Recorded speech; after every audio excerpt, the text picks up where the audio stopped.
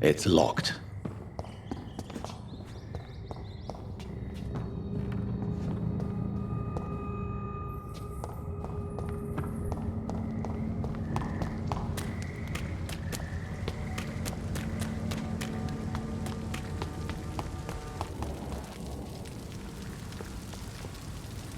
Good evening, Mr. Fishburne. Yeah.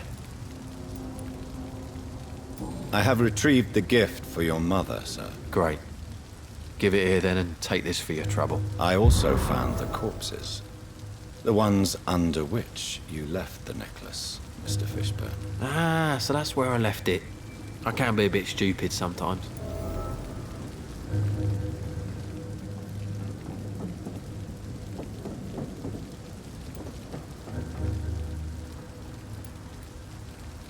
Have you no remorse?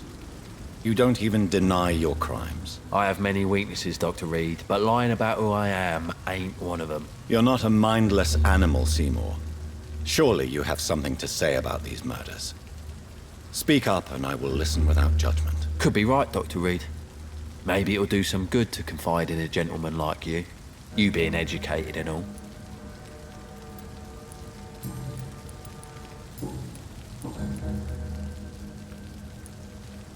Tell me about your victims, Seymour. Who were they? Why them? Was there a link? Why should there be? They just kept getting on my nerves at the worst times, that's all. How many? How many victims? It's not like I keep records. It happens when it happens. You feel nothing, do you? No empathy for your victims at all? You seem pretty calm yourself, don't you? We're not talking about me. That right? Well, our calm's the only thing we have in common then.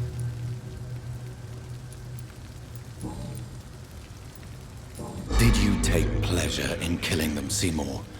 All those people, all those lives extinguished. I take no pleasure from it.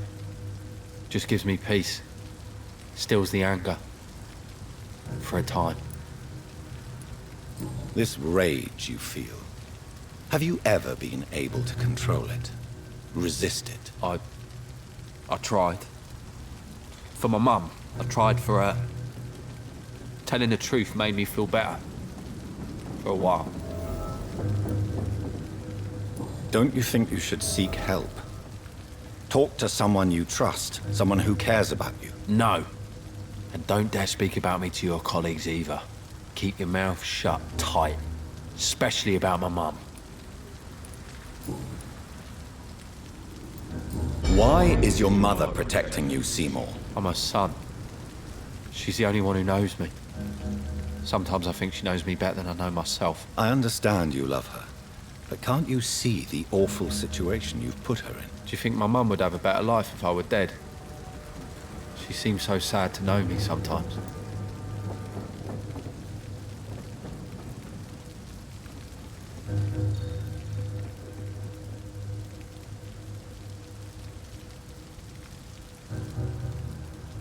I understand your mother's situation. Obtaining justice at the price of betraying her own flesh. It's quite a dilemma. It might be my mum's wish that I end up swinging from a hangman's noose. But she wouldn't want to be the one who ties a knot round my neck.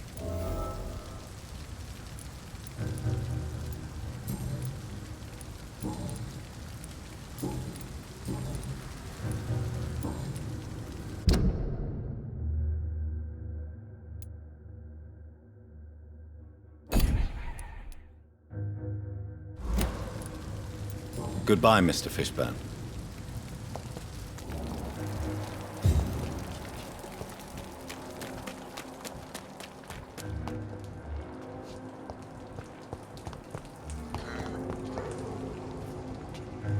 Evening, Rufus. Evening, Mr. Reed.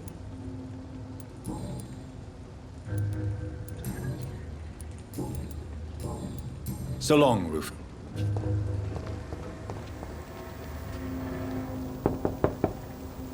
Good evening, madam. You best I'll leave.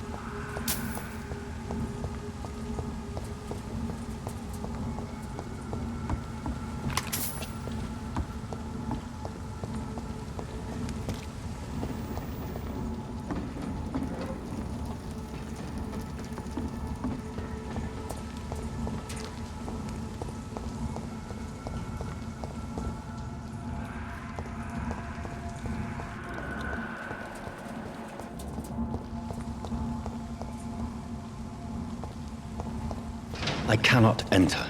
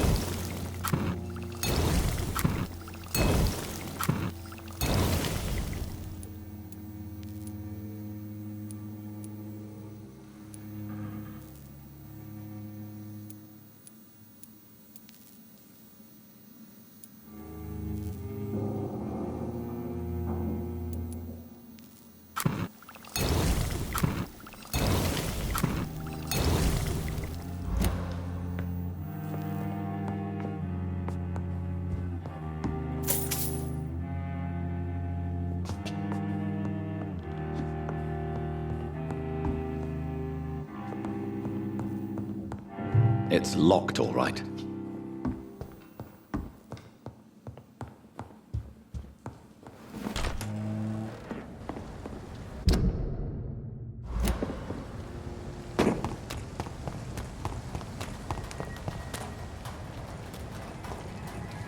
Die, vermin! Crush the leaves, boys! His head! Watch it! It's a killer!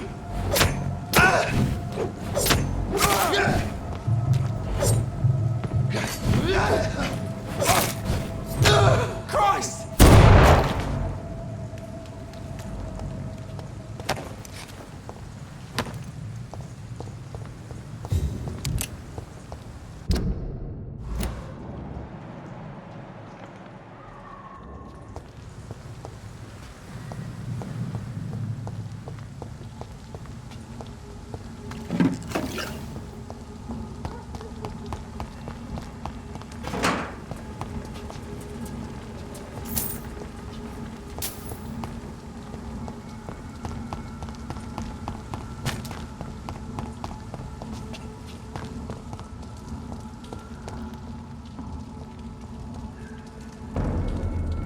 Mine! I'll take it.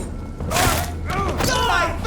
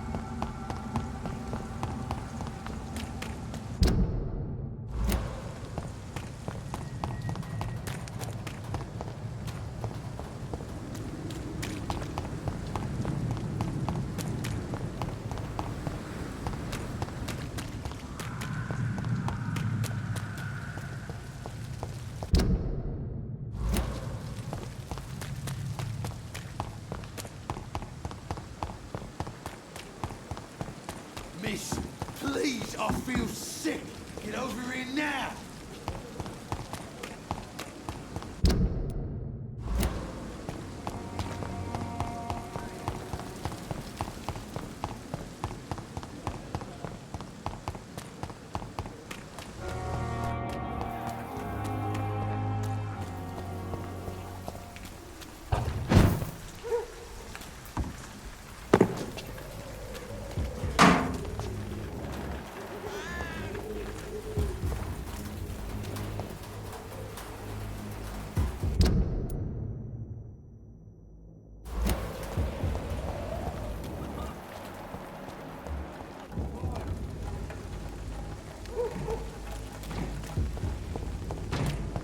Isn't it? He's done for!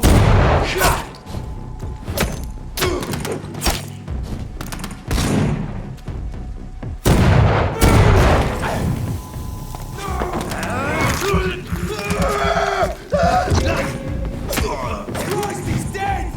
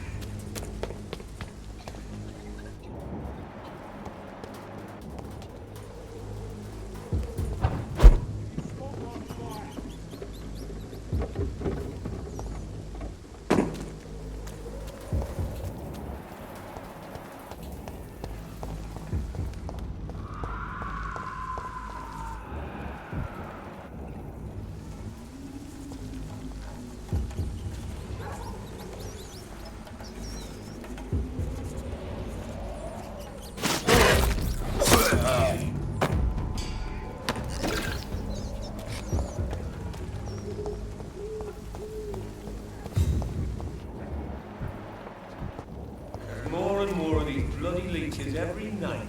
Aye, but the guards recruit more and more every year. He's dead! Best turn around if I were you.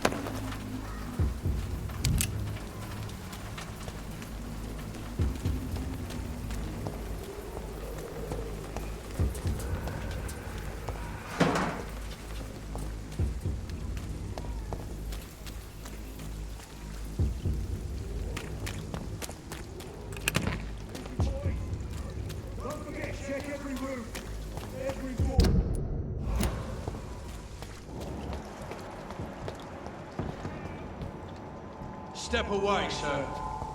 Sorry, sir.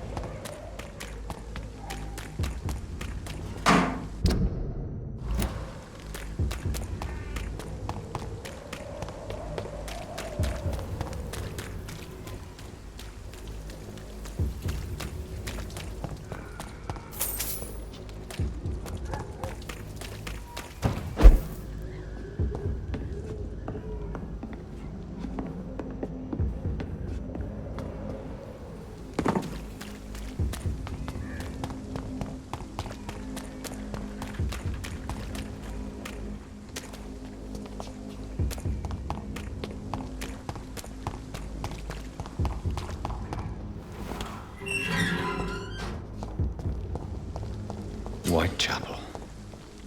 This neighborhood is linked somehow to the kind Lady Ashbury's blackmail.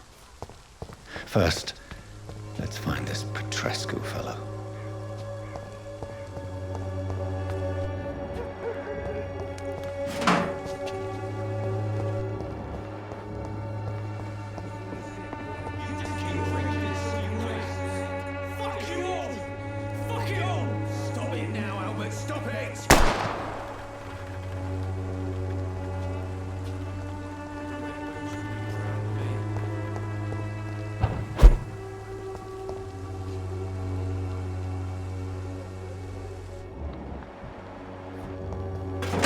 End up another drunk arsehole littering the streets.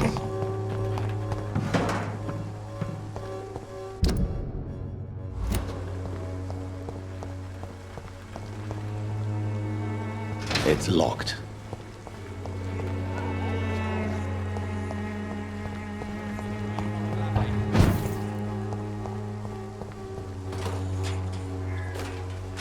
Are you all right? The bastard hit the wall next to me. I don't even know if he meant to miss. If you've been hurt, I can help you. I'm a doctor. Name's Albert. Remember it. Now bugger off.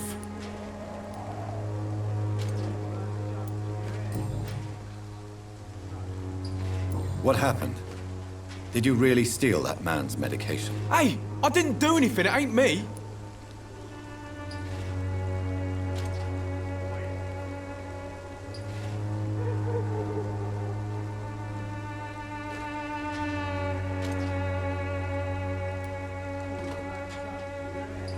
Medication and drugs are a rare commodity in East London. So you picked an easy target, didn't you? Sod off, mister. You ain't got no clue what's going on here. Bastard was a soldier in the war, so now he's got the right to shoot me. It's true. I'm not familiar with this part of town. Perhaps you could help me. I said sod off. Go find yourself another guide.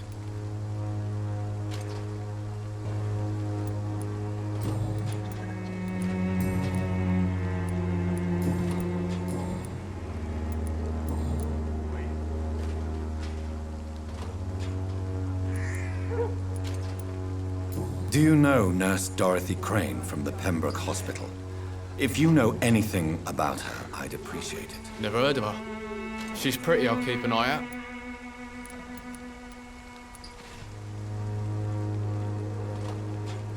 Goodbye, young. My boots will be proud of me. Wasted your life.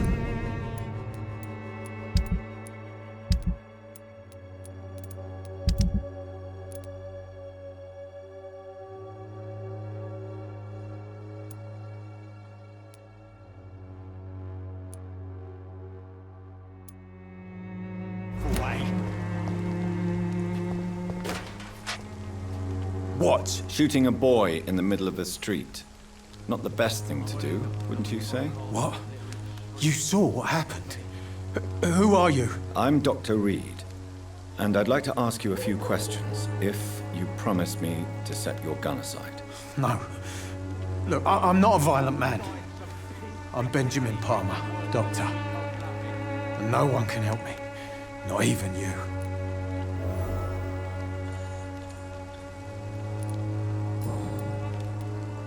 What can you tell me about this place? Nothing to say, really. This is where I used to live, and this is where I live now. You don't have anywhere to go? No family that would welcome you? Not since the death of my wife, Albert's mother. She was sick, you see. Long before the flu and all this shit. You mean you used to have a better life? Yeah, I had a wife, a home, and a job. I even used to have a name. Now I'm just Ben. Ben the Tramp.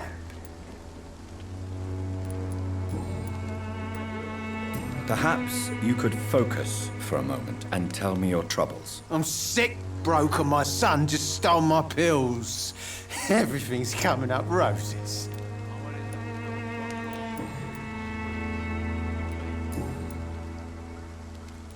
Whatever the boy did, I'm sure he didn't deserve a public execution. I swear I didn't want to hit him. It's just that I'm sick in the head, you see, and the boy he just frayed me last nerve.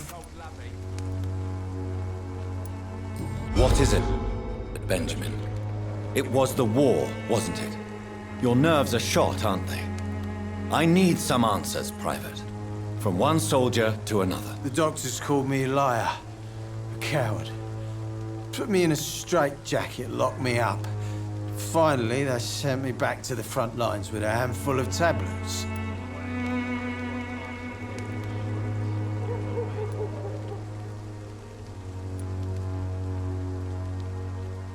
Yes. Sounds like shell shock. I've seen a few cases like yours. This is nothing you should be ashamed of, Benjamin. And it's perfectly natural in your situation. I'm not ashamed. I just need my pills. Peace and quiet, that's all.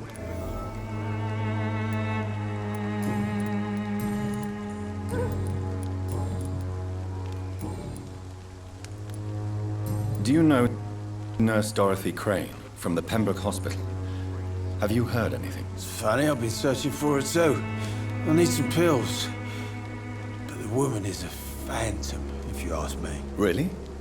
And why is that? Word is she ain't real. She's a cover for some doctor who runs an illegal dispensary for migrants.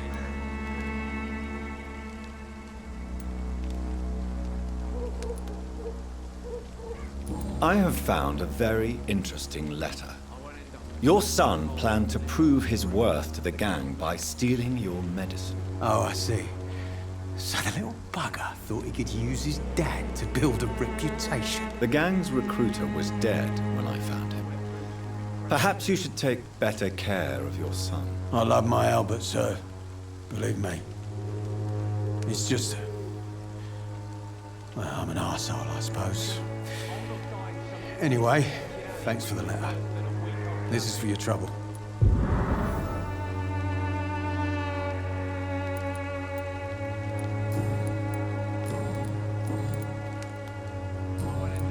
A gun?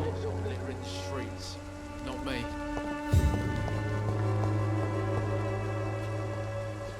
How are you, boy? I'm not your boy, all right? Now piss off.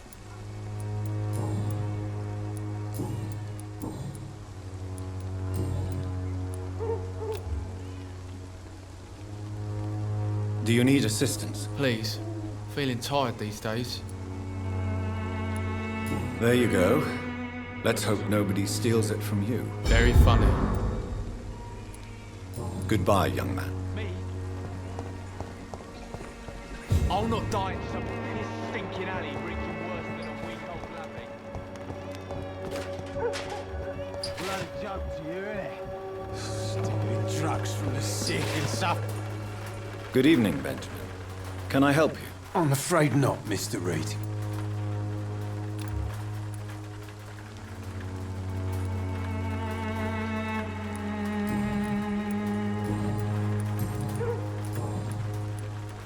A gun? Be the answer to all your problems.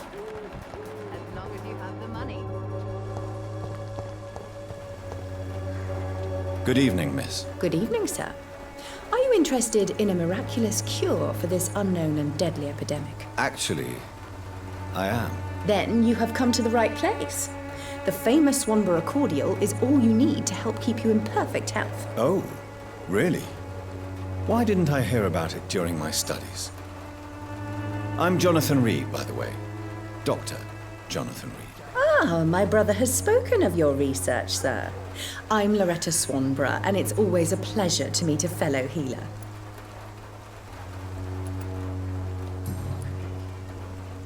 Tell me, who intrigues you most in Whitechapel? The region itself is something to see, but I would say Camellia the mute florist who gives away her flowers.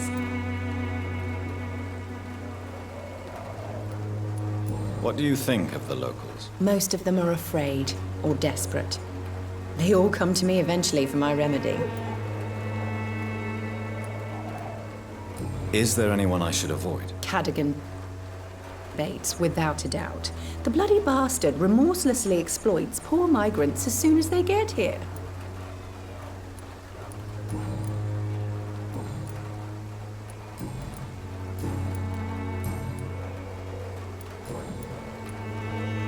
Do you know Nurse Dorothy Crane from the Pembroke Hospital? I'd like to know more about her. I don't like to talk about competition. Competition, you say? Never met her, but it seems she provides some sort of medical care to the poor. The whole thing has to be some sort of scam, if you ask me. I'd like to see what kind of medicine you're selling.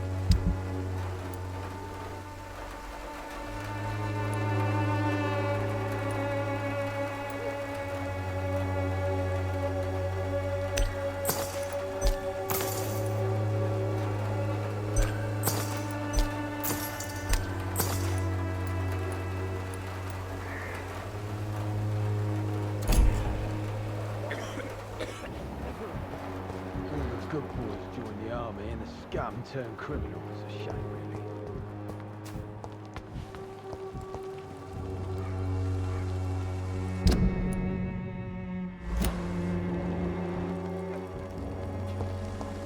Gangs of ruins, must be.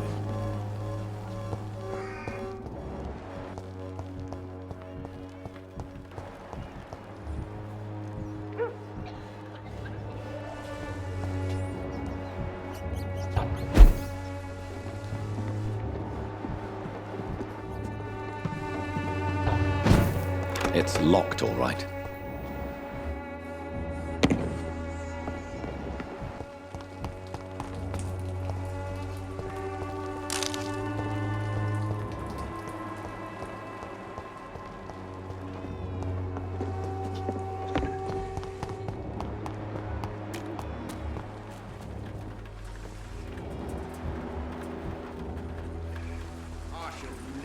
Excuse me, sir. I have a few questions for you. Another journalist? I didn't answer the first one, so piss off! I'm not a journalist, I'm a doctor. A doctor, you say? It's quite a rare breed in this part of town. Really? But still, here I am. Dr. Jonathan Reed, at your service. I'm Joe Peterson to some, but Colossus Joe to most. And I don't remember asking for your service, sir.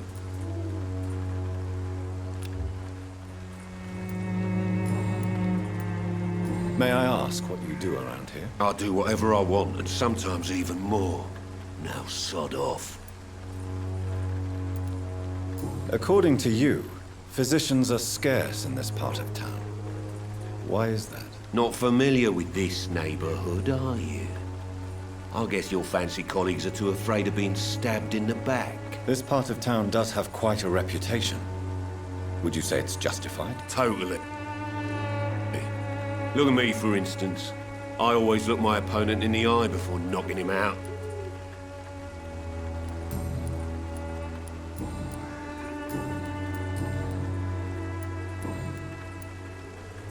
Have you heard of a nurse named Dorothy Crane?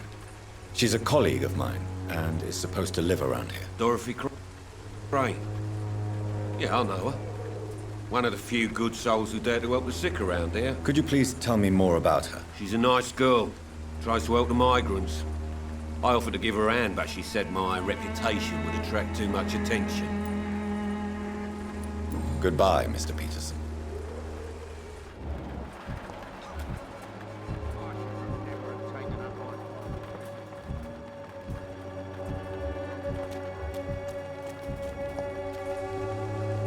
Welcome, sir. Please, take a browse of my wares. I am Dr. Reed. I would like to ask you a few questions, if you don't mind. Doctor? Interesting. I'm Barrett Lewis. Usually I don't have time to waste with talk, but at this hour of the night I can hardly refuse. Have you heard of a nurse called Dorothy Crane? Nurse Crane? So the bitch really is a nurse, then? Always thought she was just some crafty foreigner, that one.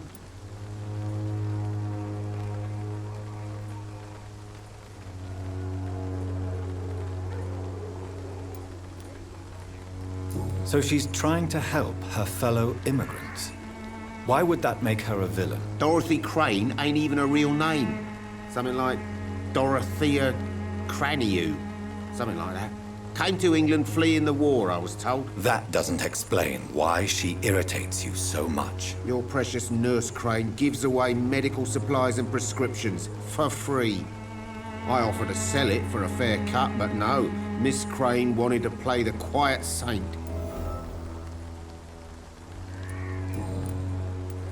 How is business around here? Business? I have no business. Between this racket, theft, and customers getting scared, I'm losing money every day. I see. Sounds like you blame someone in particular for your situation. It's no secret Joe Peterson spends his time harassing merchants. But with me, he's trying to put me out of business once and for all. As a merchant, you see Whitechapel every day. Have you noticed anything out of the ordinary recently? Well, you mean besides the epidemic, the war, and all the usual crap?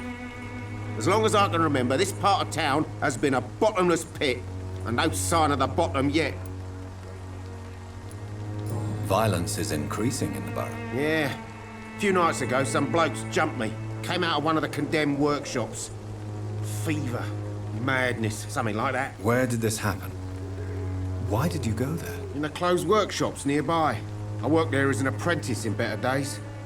Now I only go to find trinkets or tools. Too bad I was mugged, though. There was good money in that little box of loot I lost. Have you been hurt? No, but that's only because I ran like hell. Those men were raving lunatics, I tell you.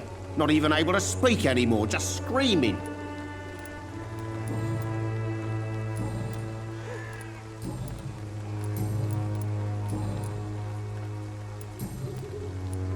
Right then. Show me what you have.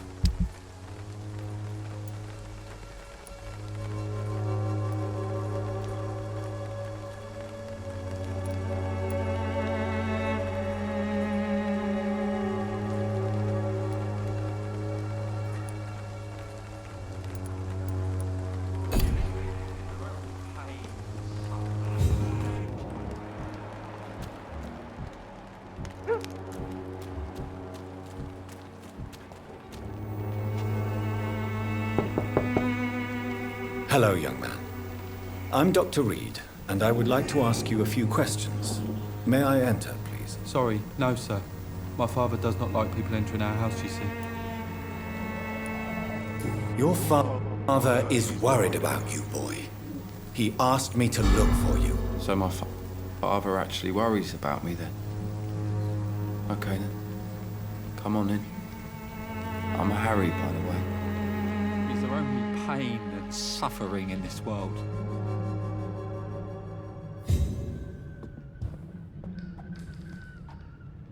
So, may I ask you a few questions? I'm not bothered. What could be worse? Do you know Nurse Dorothy Crane from the Pembroke Hospital? I'd like to know more about her. Yes, I know her. She came here to examine me when I was very sick. She said I should go out more. How do you feel? I'm fine. I mean, it's not easy every day, but I'm fine. I'm just tired of being sick all the time. If only I could be tough like... Well, you know. Speaking of which, what can you tell me about your father? My father is an idiot who makes idiot things. That's all I have to say. Forgive my bluntness, young man, but you don't seem happy living in Whitechapel. Why should I? I never wanted to come here in the first place. It was my father's decision. And look around you. Does this look like a nice place to live?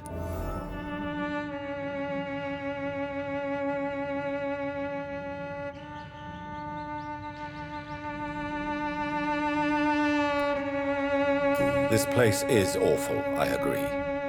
But does that not mean your situation can only improve? That's exactly what my father says. Harry, you should be grateful for what you've got. But I wasn't even consulted when we moved here. If life here is so terrible for you, why don't you just leave this place?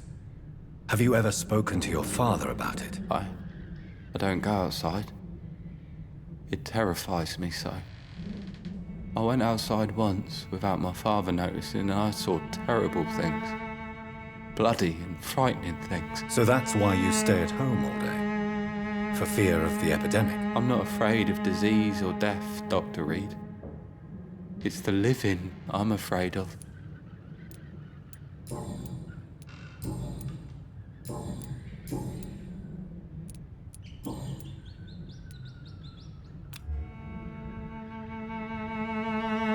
Do you need any medical help, young man? Yes, I do.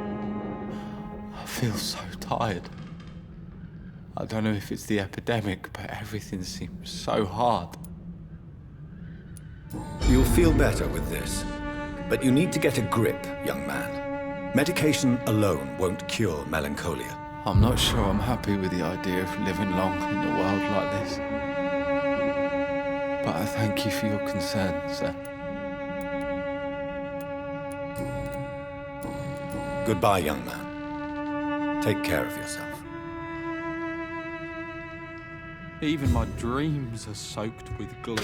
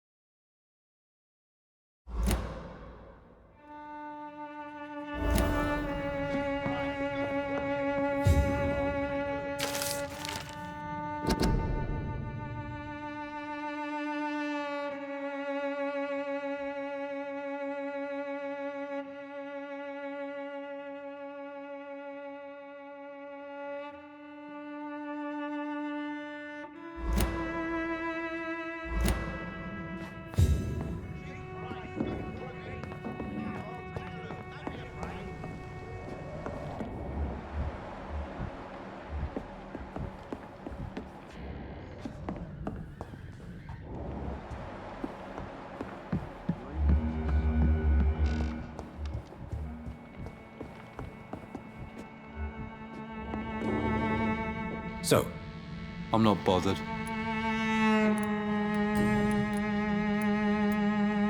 would it ease tensions with your father if he got an honest job? Because he tried, you know. I can't say. I'd be glad if he dropped his thuggish activities, but I'm not sure it would be enough. Why is that? Sometimes I suspect it's me, Dr. Reed. or it's this life. It's like I can't find my place.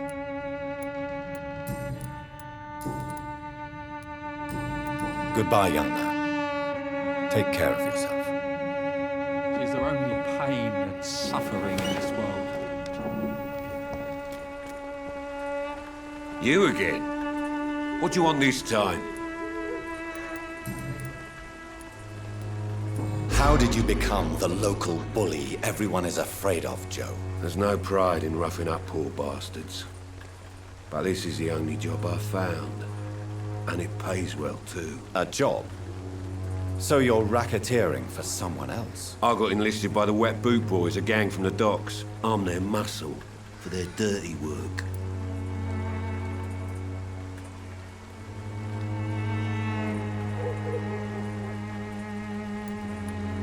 You survive at any cost, even at the expense of others.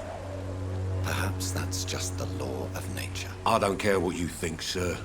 I do what I have to do for my own reasons, and that's that. I'm not sure Mr. Lewis would agree with your by all means necessary philosophy, sir. Oh, do you really think he's the poor victim here? Barrett can be as sneaky as anyone. Long ago, I even called the bastard my best friend.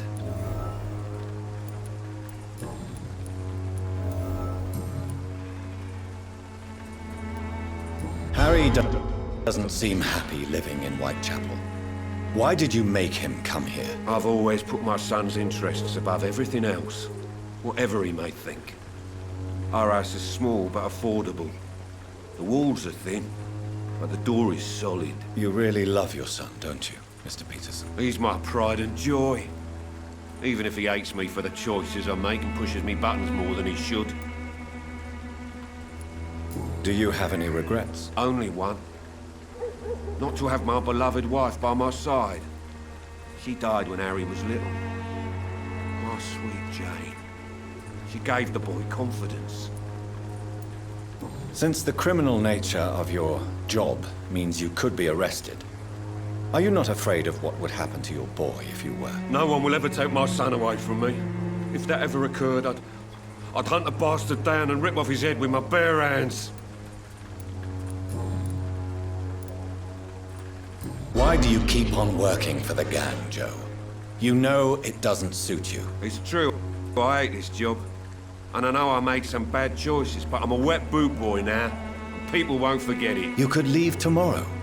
Start another life in another town. That's easy for you to say, Doctor. We are poor. My son's weak.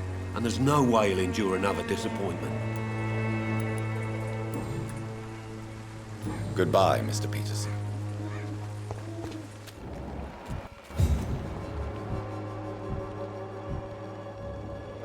Joe, please, I don't have your money. Come on, Barrett, you know the game. You pay for peace of mind.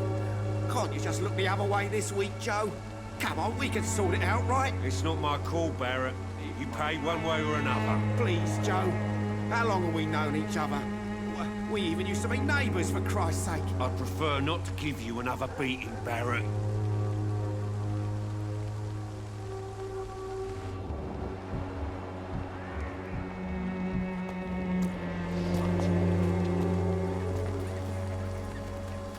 Fancy buying something, sir? You never lose your focus, do you?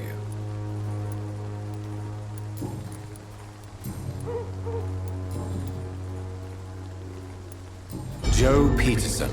He's the villain here, isn't he?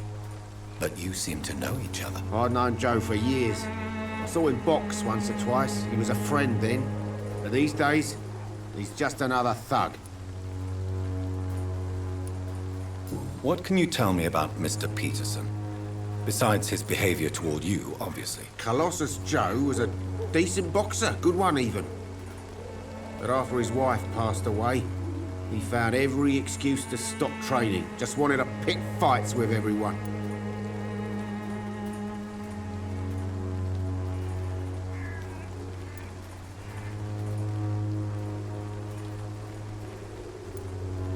It's never easy to find a new path in life, especially after the loss of a loved one. But crime is certainly not the best option. We've all had some rough times, ain't we? But most of us don't use our fists to see us through. And no one has ever stood up to this thug. Nobody would be fool enough to stand against the wet boot boy. What do you know of Harry Peterson? The boy seems so fragile. Not like his father at all. Harry's a good boy, but he spends most of his time complaining. He's had it tough, all right, but he needs to grow a pair. What troubles him exactly? Well, despite being his father's son, almost everything, I think. He never wanted to come to Whitechapel in the first place. Hates this place more than most of us. Goodbye for now, mister.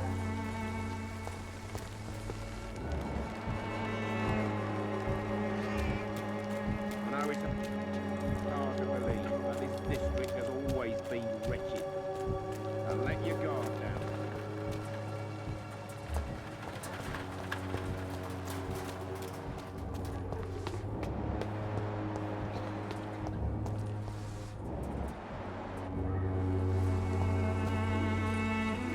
Forgive my interruption. Do not apologize, my son.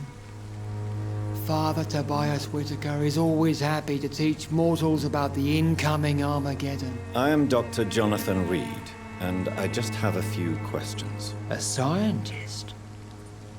You are much more lost than I thought, my son.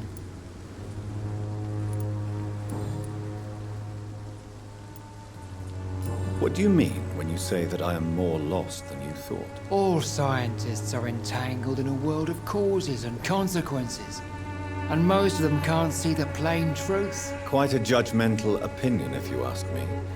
But what do I know? Blinded by science as I am. But you are seeking answers, aren't you?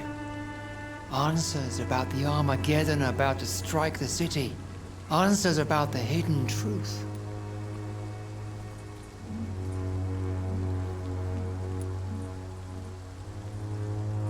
Well, I suppose I can spare a few minutes listening to your so-called truth. As a doctor, you must be aware of the decimating epidemic. But let me tell you that this so-called Spanish flu is just the beginning of the end. What do you mean? The beast is finally revealing itself, corrupting the flesh and the heart of men. With my own eyes I have seen them, those minions from the abyss. Really? And what would be your answer to this biblical threat? We must fight the disease before this legion outnumbers us. But not with scalpels and microscopes. No. What is left then? Cleansing fire.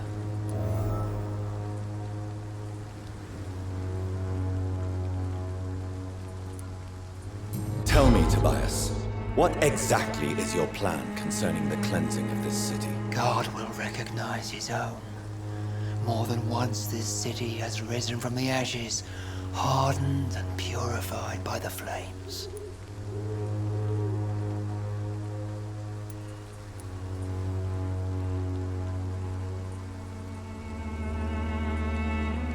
Fire is just the instinctive answer of a caveman facing something he does not understand.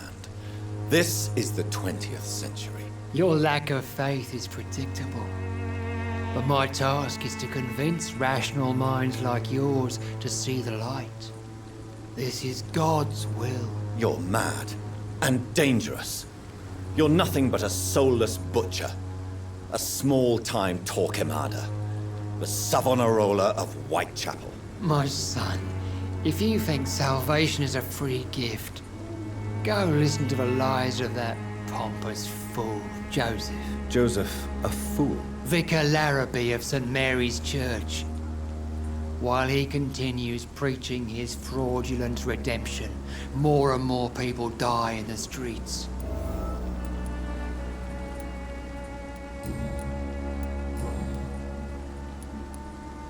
Have you any friends?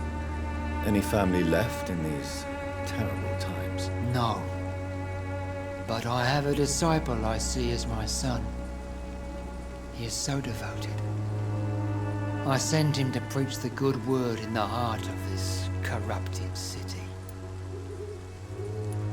Where did you send him?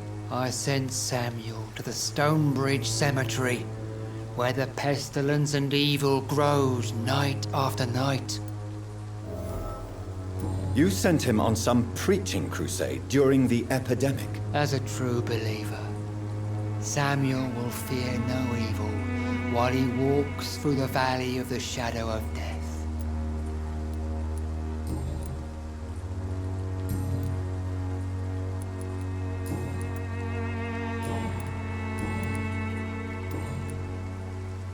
I have heard enough for tonight. Goodbye.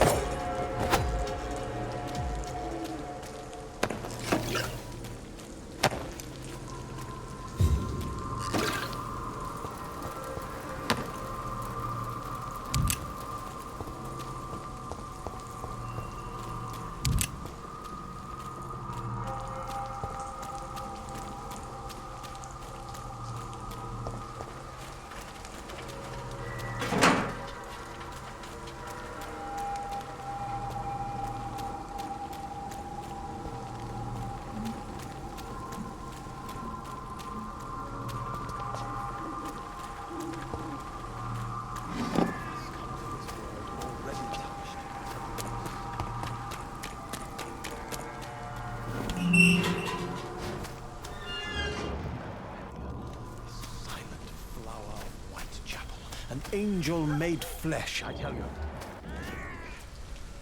Good evening, sir. I'm Dr. Reed. I would like to ask you a few questions. Please be my guest. Although I may not be the best informant regarding this part of town, my words speak about that which the eyes cannot see. Really? Are you an artist of some kind? I'm a poet, sir. Richard Nethercott, at your service.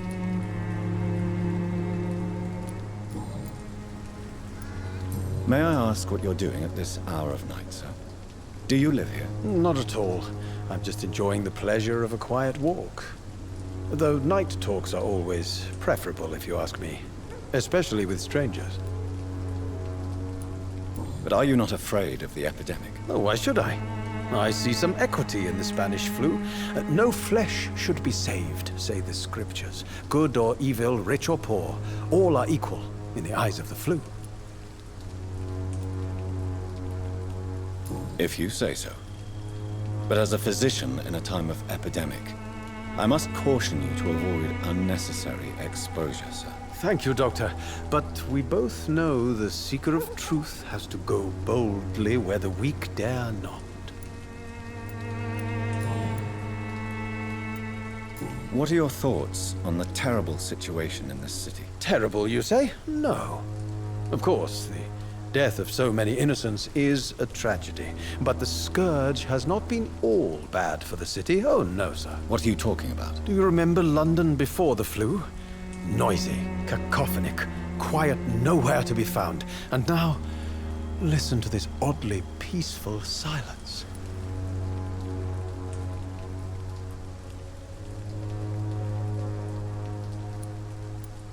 Yes. The enjoyable silence of the grave. You have a unique perspective on the situation, I must admit. Most people fail to understand my perspective. I don't blame them. But how could I call myself a poet if I veiled my feelings? Are you aware that your life could be in danger in this part of town? But this is where I must be to feel the real beat of the city. I had to come, see it for myself, alone. I understand your need for solitude, but it's not safe around here. I don't care. I don't have many friends, Doctor, and my family despises me. If some misfortune came upon you, who would be here to help you? Well, you for a start, my dear Doctor.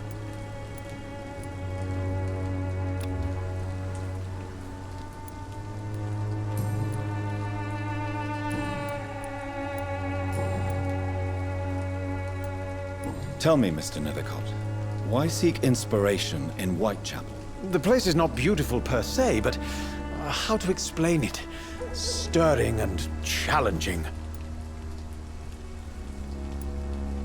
Do you not think it a little morbid? On the contrary, sir.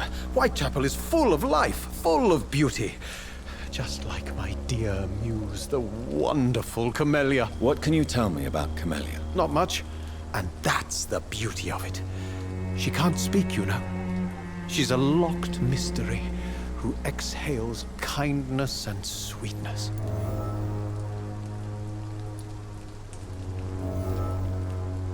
Perhaps you're just afraid to find out the truth about your muse. One day, perhaps, I'll ask her to come with me. But will she still be my wild flower of Whitechapel if she moves uptown? And have you ever tried to learn more about her? Where she lives? How she survives? Whom she may know? Maybe I prefer she remains an enigma. Reality can be so dull, don't you think?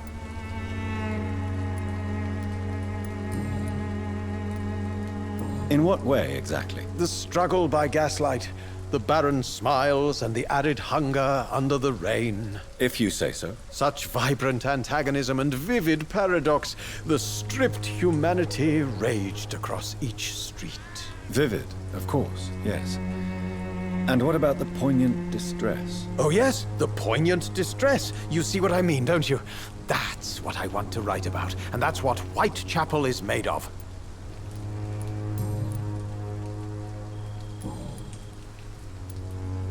Do you need medical attention, sir? It may be wise to let you prescribe me something. I don't feel like I should. I understand your appetite for words and macabre beauty, sir. But you should be more careful. The nutrition of my mind is more important than my physical health.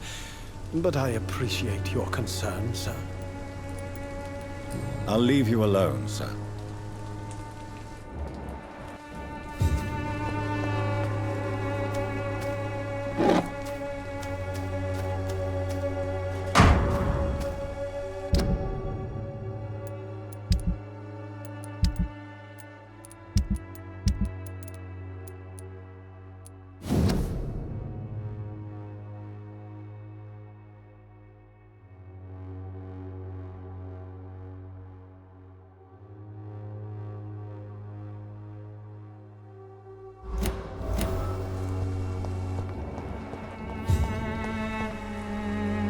Good evening, Mr. Nethercott. And good evening to you too, my good sir. Can I be of any help?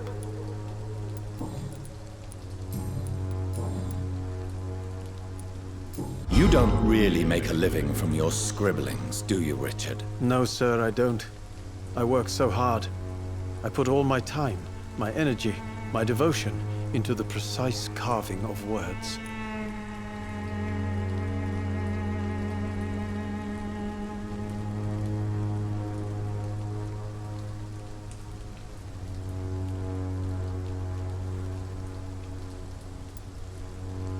Still, you don't seem to suffer from poverty. With thanks to my parents, actually.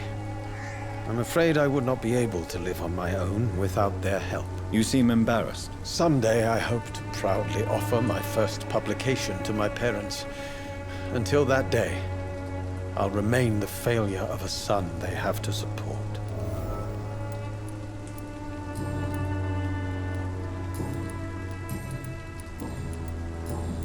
I'll leave you alone.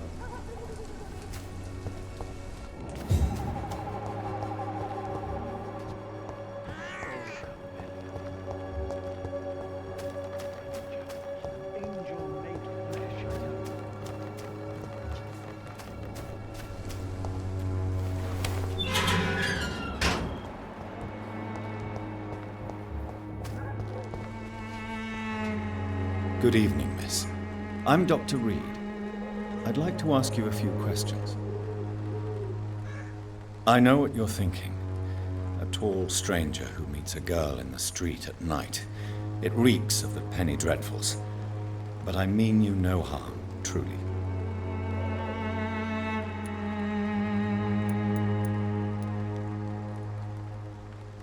I know you understand what I'm saying. Your silence has nothing to do with you being mute, does it?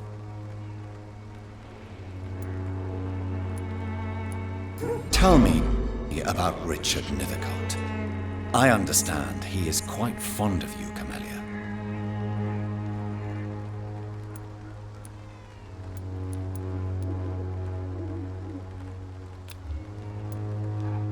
Very well. Goodbye, then.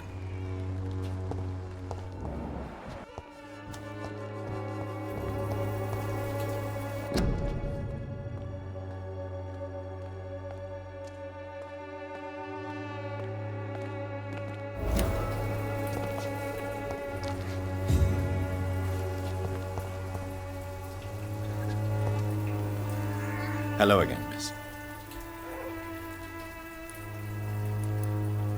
Camellia, I know you work for Dorothy Crane. Please tell me about her secret dispensary. A stubborn and mute comrade. Nurse Crane and Darius Petrescu have been clever. Very well.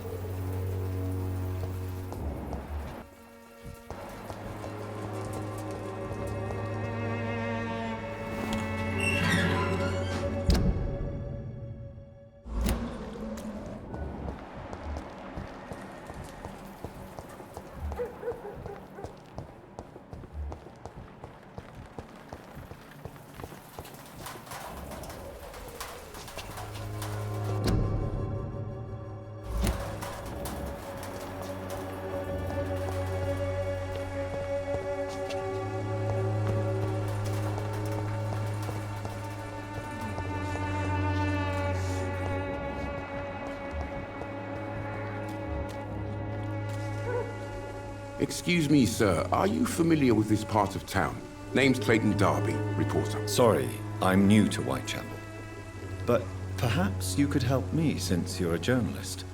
My name is Jonathan Reed. Dr. Reed, the famous surgeon. I'll gladly help if I'm able, sir. Why are the newspapers keeping silent about the Spanish influenza? It's as though none of you care. There's a war going on. People shouldn't be demoralized by news of deadly diseases.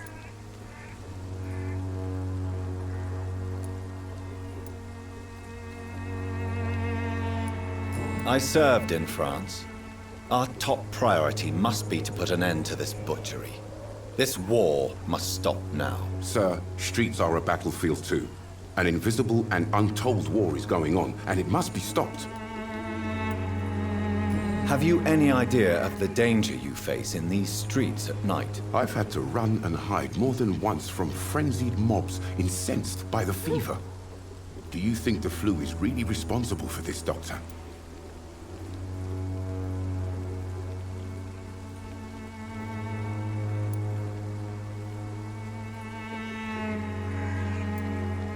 That science is unable to explain the facts doesn't mean there is no rational explanation. I confess, I share your point of view, Doctor. What is a journalist doing in this borough after sunset? He goes where none of his colleagues would dare to go, to inform the country. So you risk your life to reveal the truth. I saw many reporters do the same during the war. Whitechapel is the crucible of so many untold stories and tragedies. I want people to know them. That's quite honorable of you. But is the public interested? Not at all, sir. And that's why I'm an independent journalist, hoping to sell some stories.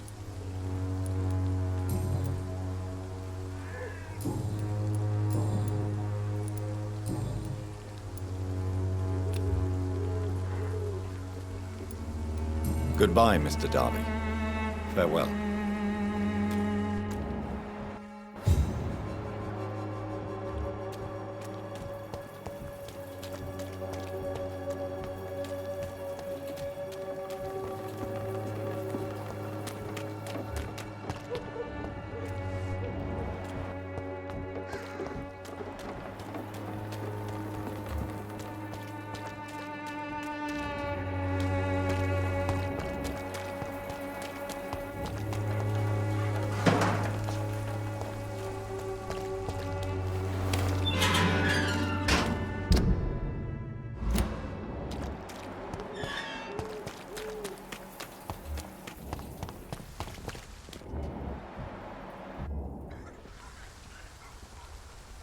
I'm cheap and I'm clean, I promise.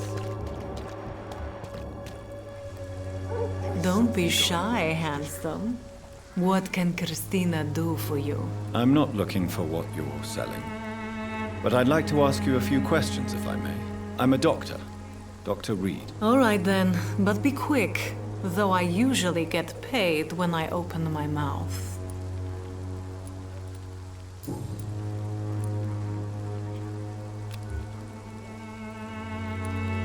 Christina, have you been examined? The epidemic is spreading fast in London, and you could be exposed, or expose others. I don't like doctors or hospitals, but I don't like you asking questions. Considering your line of work, I assure you it is only a matter of time before you have health issues. If it is going to happen, it will happen. Right now, I need money. That's what's important. You can put your own life in danger, that's your decision. But what about your clients? If you're contaminated, you will put them in danger too. And you think that would worry me? If you knew the men I deal with, their health would not be what you'd worry about. Clayton Darby claims he will expose the crisis in Whitechapel to all of London. Do you believe him? I believe Clayton's courage will erode with time, until he finally leaves Whitechapel to start another fight somewhere else. Why this skepticism? How can you speak about starvation if you've never been hungry? Or about poverty? Or anything else you have never suffered from? Are you talking from experience? I've seen your type come here to get a good fuck in a cheap room or a dark alley before going back to their fancy houses in the West End.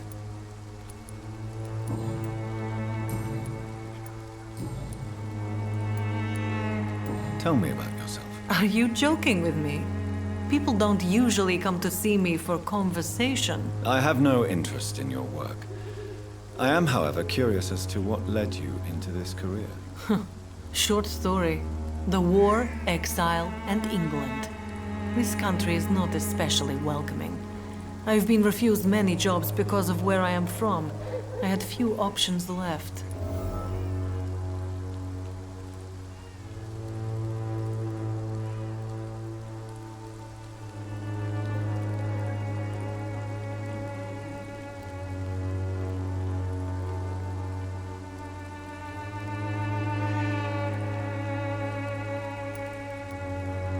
Many people must deal with poverty, but not all choose to sell their bodies. That was your decision. And when exactly was the last time you looked for a job? Or worried about the rent, or what or when you were going to eat?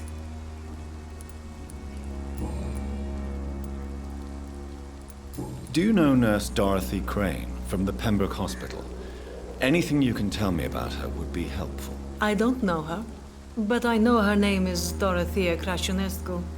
She came from Romania like me and many others. You seem to respect her. Dorothea helps the sick people of Whitechapel. Everyone should respect that. Goodbye, miss. Take care of yourself as best you can.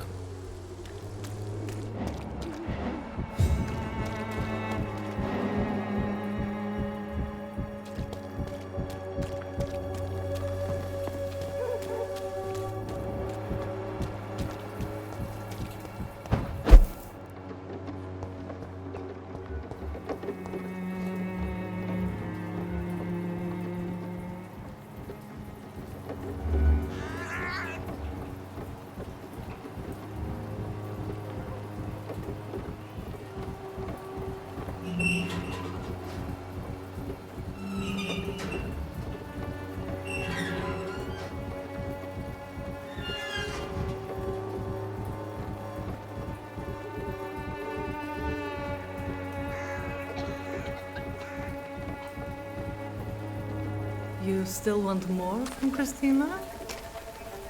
When we spent the night together, my wallet went missing.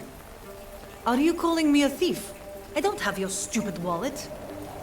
I know you. You're a nice girl. Can't we solve this amicably? No, I don't think so. And if you think you know me just because we shared the bed together, you're just a lousy and arrogant journalist.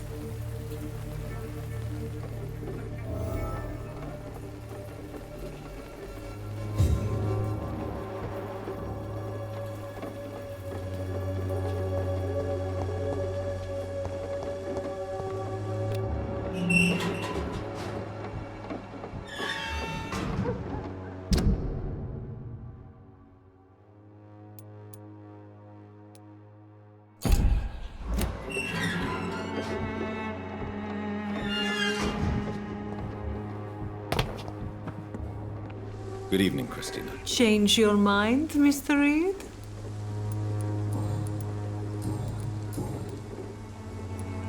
Did you steal Clayton Darby's wallet? Tell me the truth, Christina. Of course I stole it. But I never thought he would come back to look for it. Why did you do it? He seems to trust you. For a time I thought he was different from other men. In the end, he just wanted to sleep with me. Same as the others.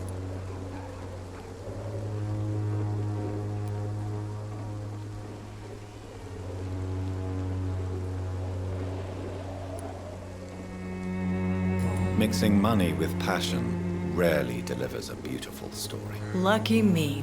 I don't believe in beautiful stories anyway.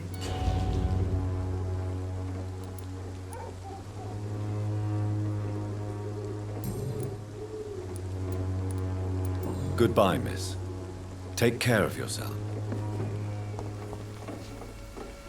Good evening, Doctor. Can I help?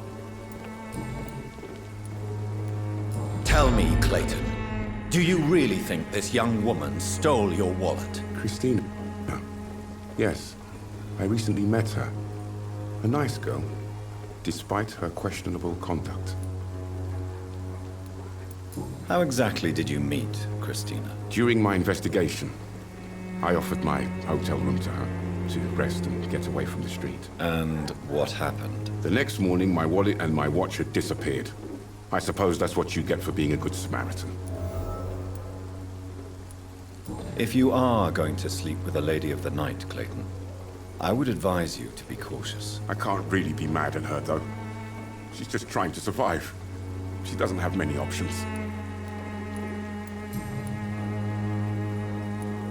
Was it wise to become so intimate with a woman you were supposed to interview, Clayton? Maybe it was. But I have learned to look for the inner truth and beauty in people. You're right. I know little of your situation. What can you tell me about Christina? She is very sensitive. So nostalgic about her country. I saw her cry once because she'd lost a precious souvenir from her homeland. What was it? A scarf. Her brother gave her before she came to England. Why are you so concerned? You seem to have something on your mind, Mr. Darby. That we could make peace if I could find it and give it back to her. But I'm afraid she lost the scarf somewhere during her night shift.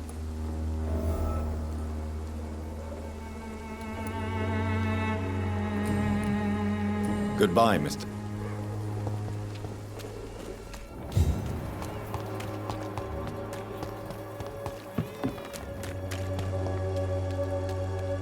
Good evening, Christina. Change your...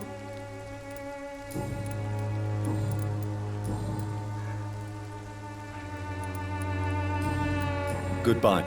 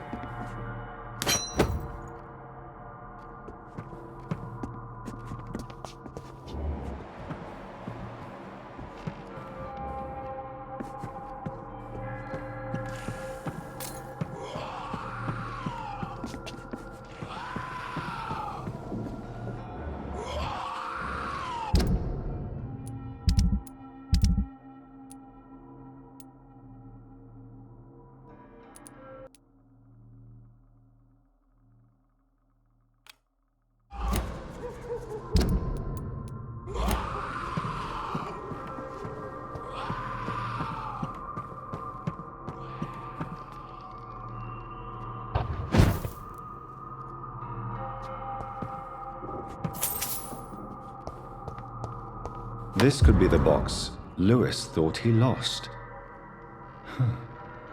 There's a letter inside.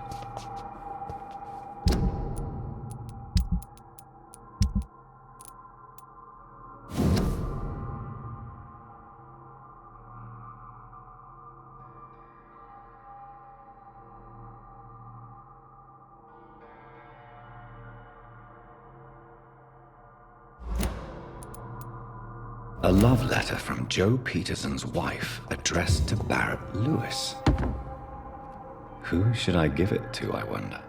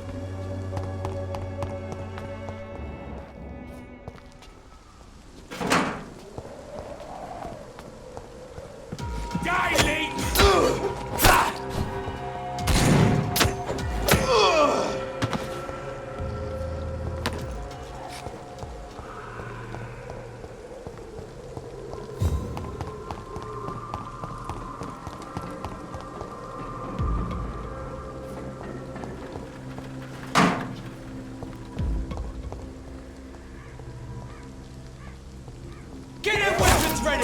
We found one! Die, Vermin!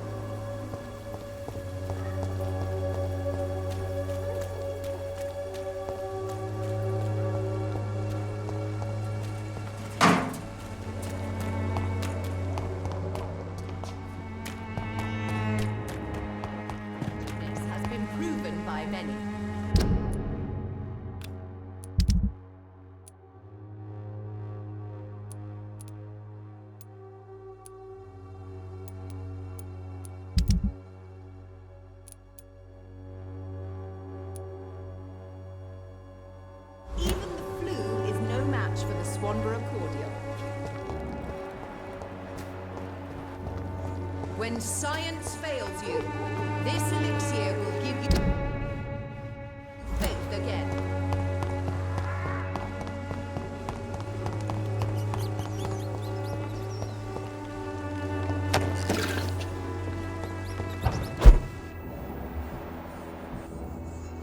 It's locked.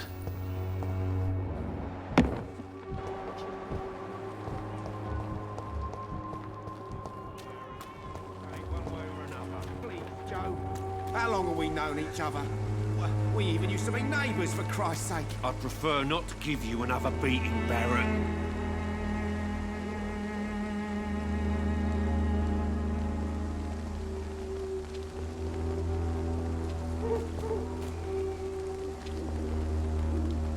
I should never have taken up my father's business.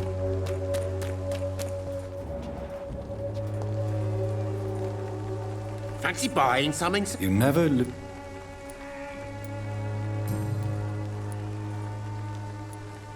Barrett, you had an affair with Joe's wife, didn't you? Yeah, I did. She's the only woman I loved. My first regret is that she stayed with Joe after Harry was born. The second is I never shed a tear when she died. Did you ever try talking to Joe? Never. But I suspected he knew everything, even without knowing it. And he decided to make me pay in his own way.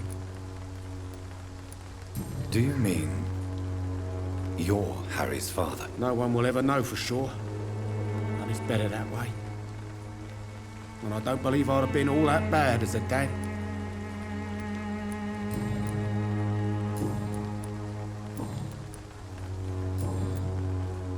Goodbye.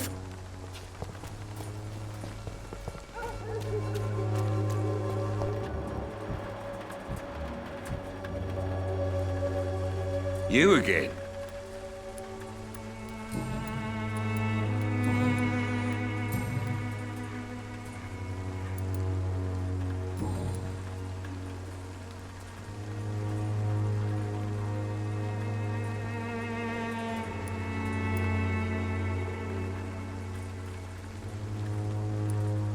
Good.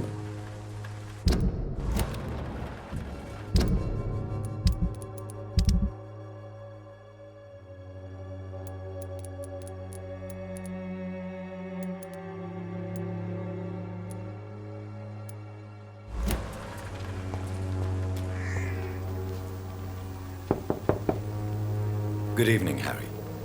May I come in? Sure. Is there only pain and suffering in this world? So, I'm not bothered.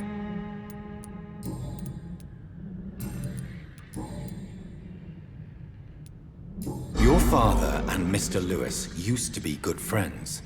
What happened, Harry? I was young then. I don't remember Mr. Lewis ever coming back again after my mother died. Or was it after my father started bullying him? I don't know. Have you tried speaking to Mr. Lewis about it? I don't go out often, but yes. And he scolded me and told me to leave him alone. I guess my father frightens him too much. But you are not responsible for your father's actions. Am I not? Dad always says that he joined that gang for my safety. So if I wasn't born, people wouldn't be worrying about Colossus Joe.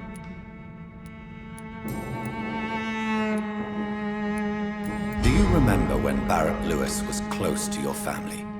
To your mother? Not really. I was too young. But I remember it was a happier time.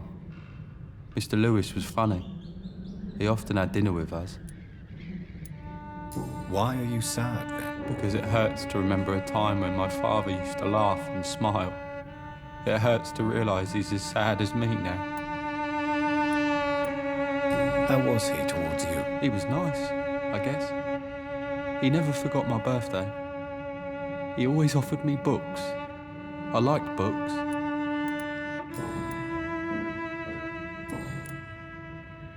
Goodbye, young man. Take care. Even my dreams are soaked with gloom.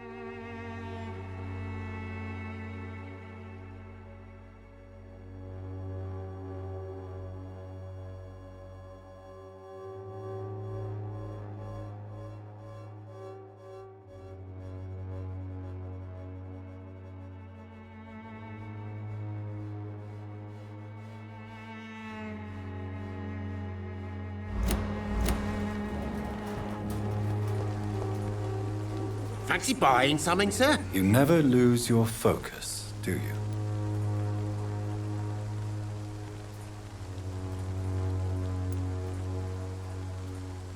Goodbye for... Cheap price, good quality. Come on, take a look. Don't be You again? I think the documents in this box could be of some interest to you. Really? Where'd you get it? I found it in an abandoned building nearby. I thought you might want to keep these letters. Let me see. Letters about my boy. Thank you, sir. You do not appear surprised or pained by this. Surprised about what? Harry's my son, I'm his father, and that's all there is to know, don't you think? Yes. I suppose you're right. Here's a little something for your trouble. And to remind you to keep your mouth shut about all this.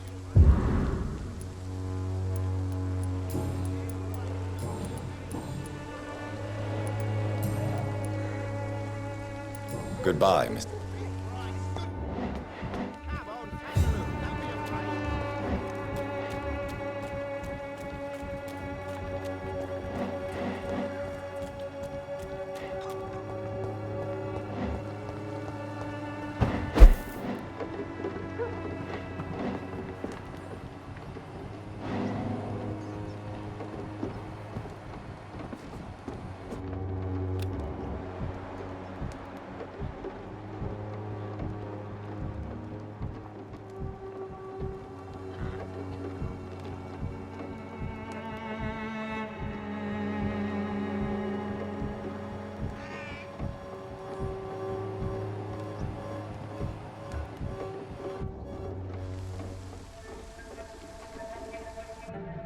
So you only hurt people because you care about me? Is that it? Don't be such a brat. I do what I must to provide us with food and medicine, that's all. Mum would never have let you bully an old friend like Mr. Lewis. Shame on you. Harry, I'm your father and I love you. But don't you ever speak to me like that again. What? You're gonna beat me too? Jesus. Give me patience.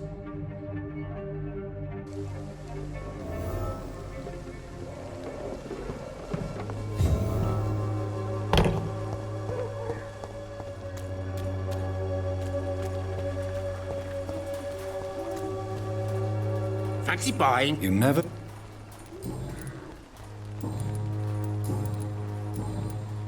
Goodbye for... Come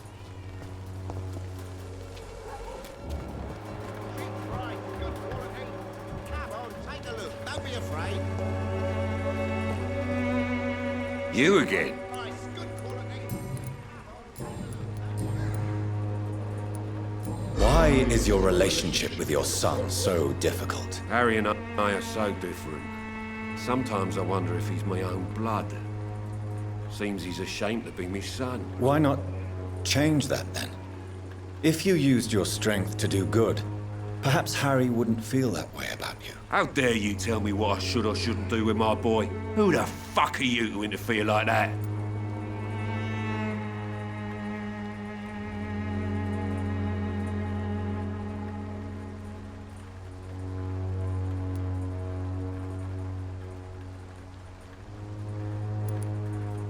I mean no harm to your family.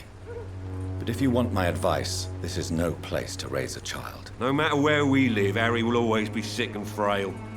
At least here, I'm respected. And no one will ever dare touch him.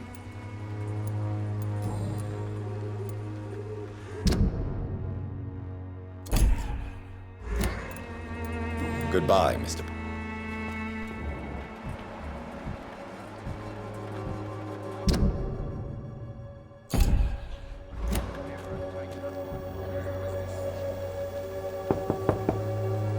Good evening, Harry. Sure.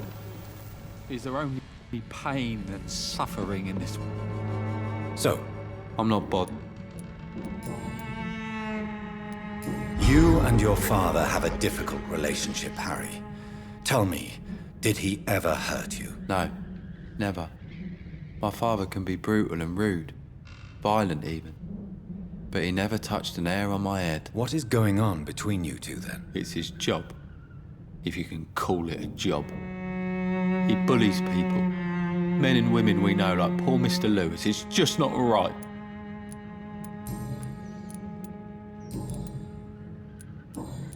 Goodbye, young. So, I'm not. good. Is there only pain and suffering in this world?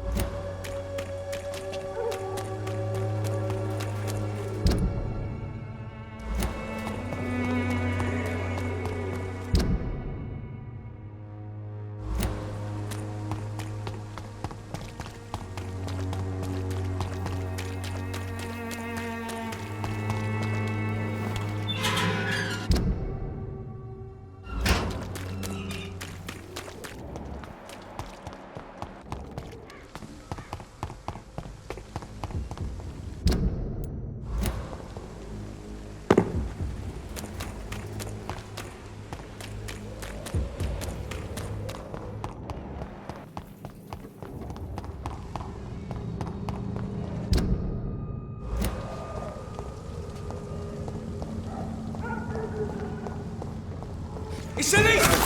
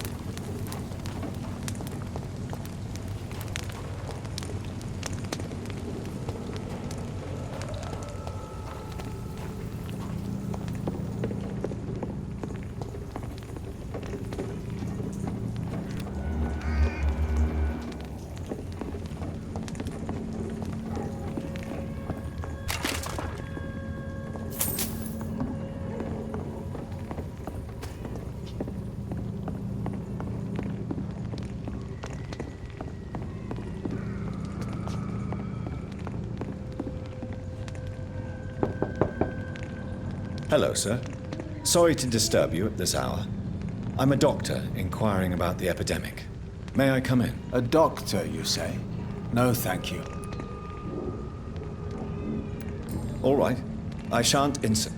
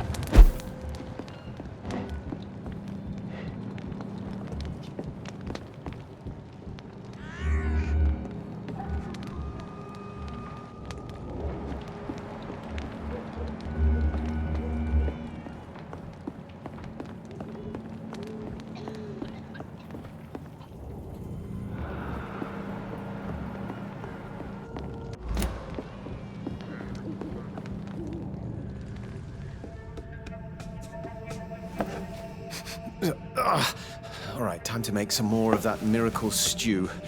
Where is the burner?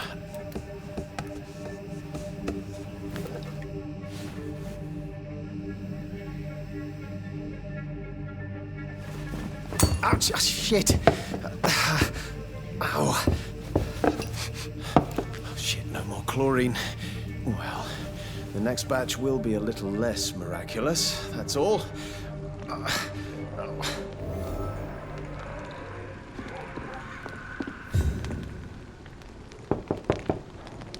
Good evening, sir. It's me again. Leave me alone, I say, whoever you are. All right.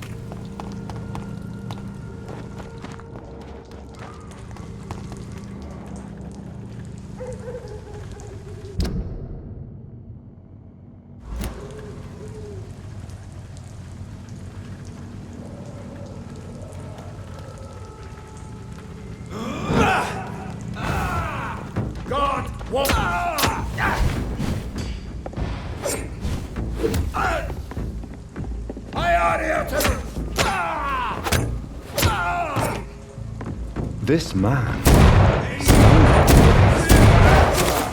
His crucifix.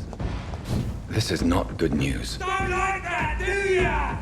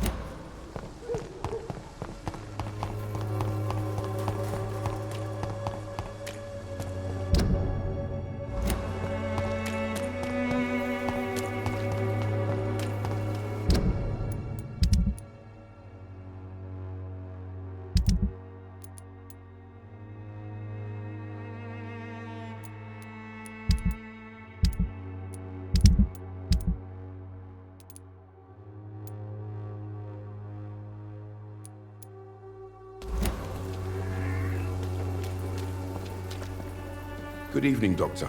Can I help you?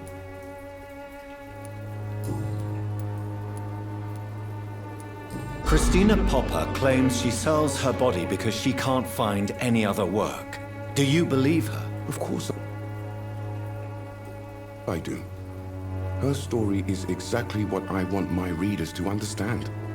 We live in an intolerant and divided nation. Do you think things will ever change, Mr. Darby? I believe the situation can only improve. And now that women can vote, I'm convinced things will change.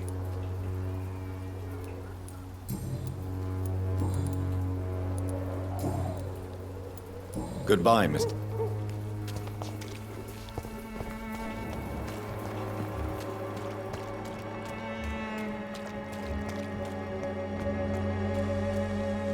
Good evening, Christina. Change.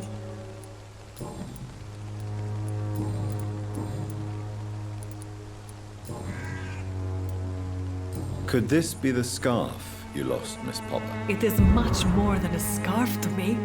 It is the only thing that connects me to my family and my country.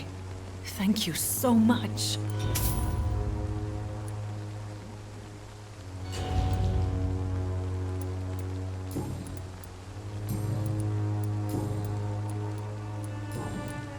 Goodbye, Miss.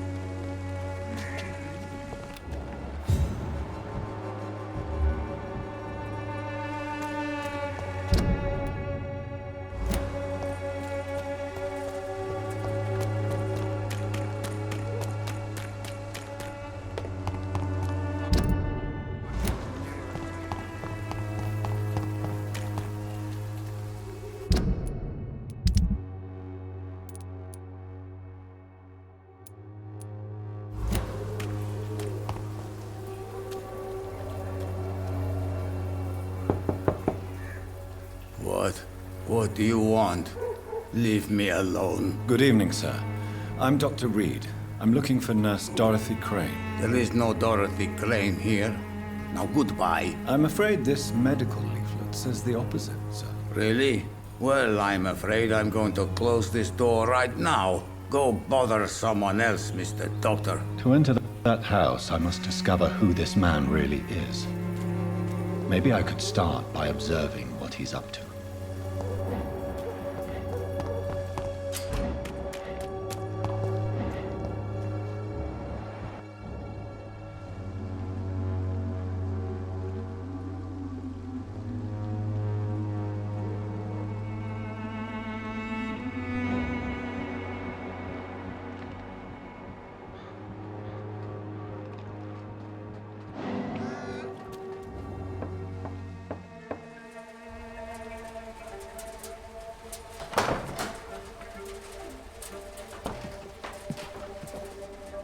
A strange man was at the door with a pass for our medical facility. I refused him entry. Darius, how could you know he didn't need our help?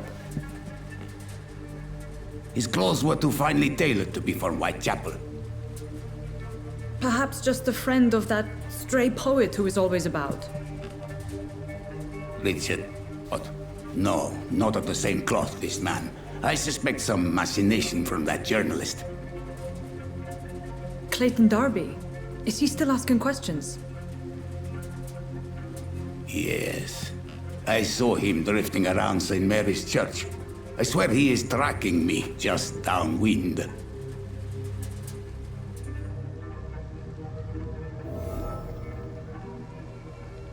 I must talk to that journalist or the poet. They must know about Darius. Nearby the church they just mentioned.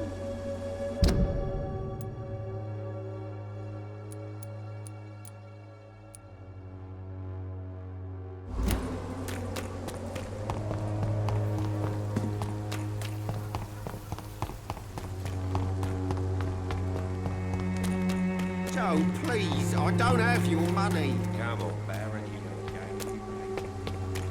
The walls of your home will not protect. Good evening, Doctor. Can I help you?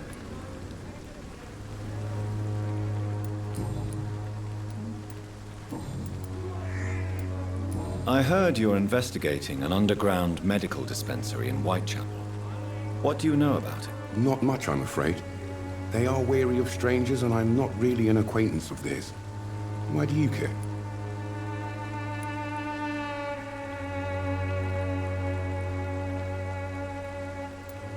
I'm afraid one of the nurses from the Pembroke Hospital may be involved with unsavory activities. Ah, could it be Dorothy Crane? Without a doubt, you are a damn fine journalist, Mr. Darby. What do you know of her accomplice, a man named Darius? I don't know much about the man. He's very cautious. Never goes out. Doesn't seem to have any friends or family. He has no relatives at all? No. Except for that strange man, a poet named Richard Nethercott, who sometimes comes by. Darius would never let him in. Where can I find this Mr. Nethercott? He spends most of his time lurking around Whitechapel, talking to himself or declaring verses. These days, you can usually find him behind the church. He never goes out? No. A few days ago, he unexpectedly did. I followed him, but it was just a ruse to keep me away from his house. Really? How do you know? He went to the nearest mailbox, but just before posting his letter, he ripped it up and threw it away.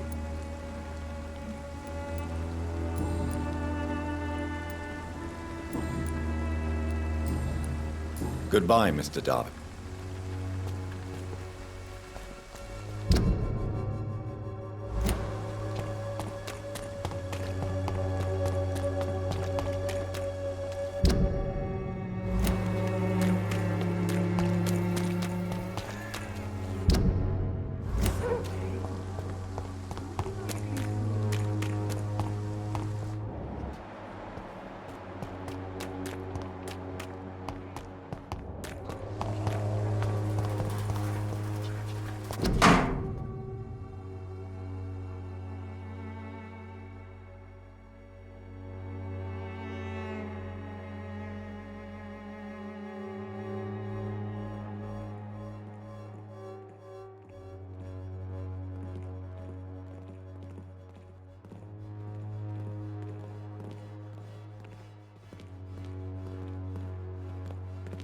The content of Darius' letter to his children could give me more leverage to enter.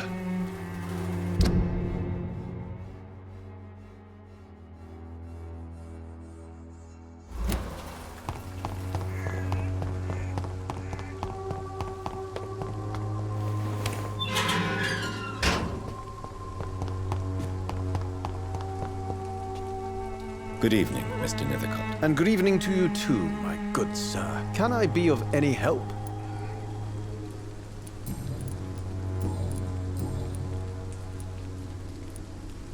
Did you know the Mute Florist is a member of a secret society? No, I didn't. But I thank you for this information, sir. For it only enriches the mystery surrounding the precious camellia. Are you not curious? Is there not more you wish to know? That girl has not an ounce of malice in her.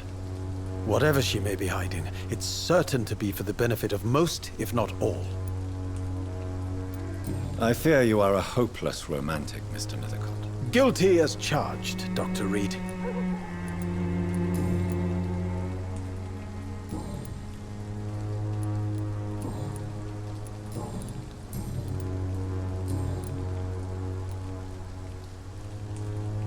May I ask you a few questions about the district? Extraordinary part of town, is it not? I'll be glad to help you, if I can. I'm looking for Dorothy Crane, a nurse who lives in this vicinity. Dorothy Crane. Oh, I love the name. The Crane of Whitechapel. Sounds very mysterious. But, sorry, no, never heard of her. What can you tell me about an old man called Darius? Darius Petrescu? Yes, I know him. At first, I thought he was only a small publisher. I invited him to publish my work, but his reaction was pretty clear. Not interested in your talent? Darius is an old political activist who takes delight in printing tracts and lampoons. Those communist activities only require mediocre writing skills. I'll leave you alone. Darius is a bit less of a mystery now. It should not be that difficult to incite him to let me in.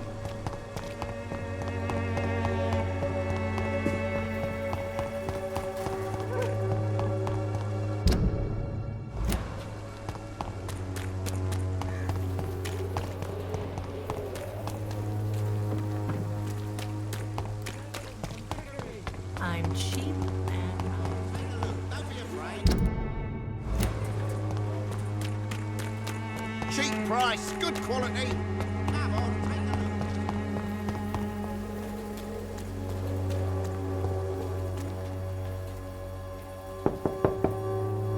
look. Mr. Petrescu, just 1 minute, please. You again. Go away.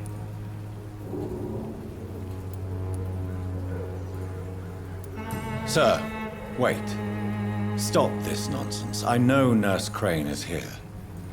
Shall we speak man to man, you and I? All right. Speak up. Don't you see we're on the same side? We fight to help the poor, sick, and abandoned. I'm nothing like you, Mr. Doctor. Yes, you are. You too believe in providing medical care without charge. You know what we have to sacrifice to make the world a better place. I have to admit your words have conviction. All right, I'll let you see Dorothea. Don't make me regret this, though.